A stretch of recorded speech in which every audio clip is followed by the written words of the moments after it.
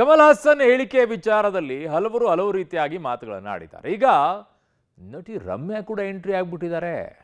ಏನ್ ನಟಿ ರಮ್ಯಾ ಅವರ ಎಂಟ್ರಿ ಈಗ ಅವ್ರೇನು ಹೇಳಿದ್ದಾರೆ ಬಹಳ ಇಂಟ್ರೆಸ್ಟಿಂಗ್ ಆಗಿದೆ, ನೋಡಬೇಕು.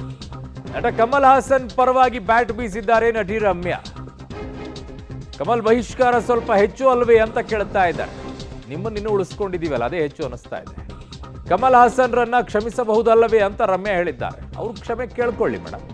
ಭಾಷಾ ವಂಶಾವಳಿಯನ್ನ ಪೋಸ್ಟ್ ಮಾಡಿದ್ದಾರೆ ರಮ್ಯಾ. ತಪ್ಪು ಕಲ್ಪನೆ ಕ್ಷಮಿಸಬಹುದಾದದ್ದು ಅಂತ ರಮ್ಯಾ ಟ್ವೀಟ್ ಮಾಡಿದ್ದಾರೆ. ತಪ್ಪು ಕಲ್ಪನೆ ಒಂದ್ಸರಿ ಆಗುತ್ತೆ, ಎರಡು ಸಲ ಆಗಲ್ಲ ಮೇಡಮ್. ಅಷ್ಟೊಂದು ಏನು ನಿಮಗೆ ಅವ್ರನ್ನ ವಹಿಸ್ಕೊಂಡು ಬರುವಂಥದ್ದು, ಅಷ್ಟೊಂದು ಏನಿದೆ ನಿಮ್ಮನ್ನು ವಹಿಸ್ಕೊಂಡು ಬರುವಂಥದ್ದು? ಯಾವ ಭಾಷೆಗೆ ಮರ್ಯಾದೆ ಕೊಡೋಕ್ಕಾಗೋದಿಲ್ವ ಇವರಿಗೆ? ಆ ಭಾಷೆ ಬಗ್ಗೆ ಮಾತನಾಡುವಂಥ ನೈತಿಕತೆ ಏನು ಉಳ್ಕೊಳ್ಳುತ್ತೆ ಅಂತ. ಸಹೋದರ, ಅಕ್ಕ ತಂಗಿಯರು ಇವುಗಳನ್ನೆಲ್ಲ ಹೇಳ್ಕೊಳ್ಳಿ, ತೊಂದರೆ ಇಲ್ಲ. ಆದರೆ ನನ್ನಿಂದಾನೇ ನೀವು ತಲೆಬಾಗಬೇಕು. ಏನು ತಲೆಬಾಗಬೇಕು? ಹೋಗಿ ತಲೆಬಾಗಿ ನೀವೇ. ಅವ್ರು ಹೇಳಿದಾರಲ್ವಾ, ಹೋಗಿ ಅವ್ರ ಮುಂದೆ ತಲೆಬಾಗ್ಕೊಂಡು ನಿಂತ್ಕೊಳ್ಳಿ ಮೇಡಮ್. ಆಗತ್ತಾ ನಿಮ್ಮ ಹತ್ರ?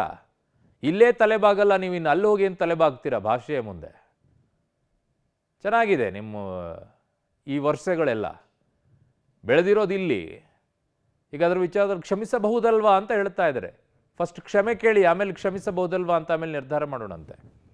ನನ್ನ ಸಹೋದ್ಯೋಗಿ ಈಗ ಮೆಟ್ರೋ ಬ್ಯೂರೋಯಿಂದ ರಾಘು ಮರಿಸ್ವಾಮಿ ನನ್ನ ಸಂಪರ್ಕಕ್ಕೆ ಸಿಗ್ತಾ ಇದ್ದಾರೆ. ರಾಘು, ಅತಿಯಾಗಿ ನಡ್ಕೊಳ್ತಾ ಇದ್ದಾರಂತ ಈ ವಿಚಾರದಲ್ಲಿ, ಕ್ಷಮಿಸಬಹುದಲ್ಲವಾ ಅಂತ ಹೇಳಿ.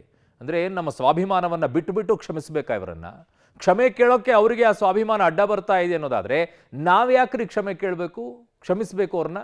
ಅರುಣ್, ಬಹುಶಃ ಇಂತಹ ಕೆಲವೊಂದಷ್ಟು ಹೇಳಿಕೆಗಳು ಅಥವಾ ಇಂತಹ ಒಂದಷ್ಟು ಕೆಲವು ನಿಲುವುಗಳಿಂದಲೇ ಇವತ್ತು ಬೇರೆ ಭಾಷೆಯವರು ಅಥವಾ ಬೇರೆ ಭಾಷಾ ನಟರು ಈ ರೀತಿಯಾದಂಥ ಹೇಳಿಕೆಗಳನ್ನು ಕೊಡ್ತಾ ಇದ್ದಾರೆ.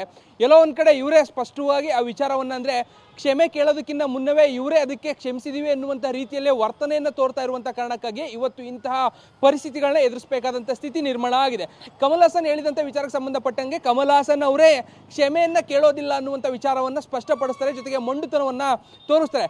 ಅದಾದ ಬಳಿಕವೂ ಕೂಡ ಅದನ್ನು ಕ್ಷಮಿಸಬಹುದಾದಂಥ ವಿಚಾರ ಅನ್ನುವಂಥ ಕ್ಲಾರಿಟಿಗೆ ಖುದ್ದು ನಟಿ ರಮ್ಯಾ ಬಂದಂತೆ ಕಾಣ್ತಾ ಇದೆ. ಸೊ ಅದೇ ಕಾರಣಕ್ಕಾಗಿ ಇವತ್ತು ಟ್ವೀಟ್ ಮಾಡೋದ್ರ ಮುಖಾಂತರವಾಗಿಯೂ ಕೂಡ ಕಮಲ್ ಹಾಸನ್ ಪರವಾಗಿ ಬ್ಯಾಟ್ ಬೀಸುವಂಥ ಕೆಲಸವನ್ನು ಮಾಡಿದ್ದಾರೆ. ಬಹಳ ಸ್ಪಷ್ಟವಾಗಿ ಅವ್ರು ಹೇಳ್ತಾ ಇರುವಂಥ ವಿಚಾರವನ್ನು ನಾವು ಗಮನಿಸ್ಬೋದು. ಒಂದು ಕಡೆ ಇಡೀ ಕರ್ನಾಟಕ ಅವರ ಹೇಳಿಕೆಯ ವಿರುದ್ಧವಾಗಿ ಸಿಡಿದೆದ್ದು ನಿಂತಿದ್ರೆ, ಈ ಕಡೆ ಅದ್ರ ಕರ್ನಾಟಕದ ವಿರುದ್ಧವಾಗಿ ಈಗ ಹೇಳಿಕೆಗಳನ್ನು ಕೊಡುವಂಥ ಕೆಲಸವನ್ನು ನಟಿ ರಮ್ಯಾ ಮಾಡಿದ್ದಾರೆ ಅಂತ ಹೇಳಿದ್ರೆ ತಪ್ಪಾಗ್ಲಿಕ್ಕಿಲ್ಲ. ಅಂದರೆ ಈಗಾಗಲೇ ಈ ವಿಚಾರ ಬಹಳ ಗಂಭೀರವಾಗಿದೆ.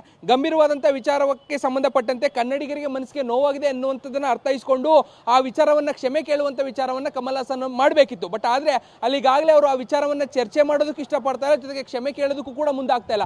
ಆ ನಡುವೆ ಈಗ ಕನ್ನಡದ ಕೆಲ ನಟ ನಟಿಯರು ಕೂಡ ಇಂತಹ ವಿಚಾರಗಳನ್ನು ಬಿಡಬೇಕು ಅನ್ನುವಂಥ ನಿಟ್ಟಿನಲ್ಲಿ ನಿಲುವುಗಳನ್ನು ತೋರಿಸ್ತಾ ಇರುವಂಥದ್ದು ನಿಜಕ್ಕೂ ಬಹಳ ವಿಪರ್ಯಾಸದ ಸಂಗತಿ. ಸೊ ಅದೇ ನಿಟ್ಟಿನಲ್ಲಿ ರಮ್ಯಾ ಕೂಡ ಈಗ ಟ್ವೀಟ್ ಮಾಡೋದ್ರ ಮುಖಾಂತರವಾಗಿ ಅದು ಹೆಚ್ಚು ದೊಡ್ಡ ತಪ್ಪೇನಲ್ಲ ಅನ್ನುವಂಥ ನಿಟ್ಟಿನಲ್ಲೇ ಟ್ವೀಟ್ ಮಾಡಿ ಅವರ ಪರವಾಗಿ ಬ್ಯಾಟ್ ಬೀಸುವಂಥ ಕೆಲಸವನ್ನು ಮಾಡ್ತಾ ಇದ್ದಾರೆ.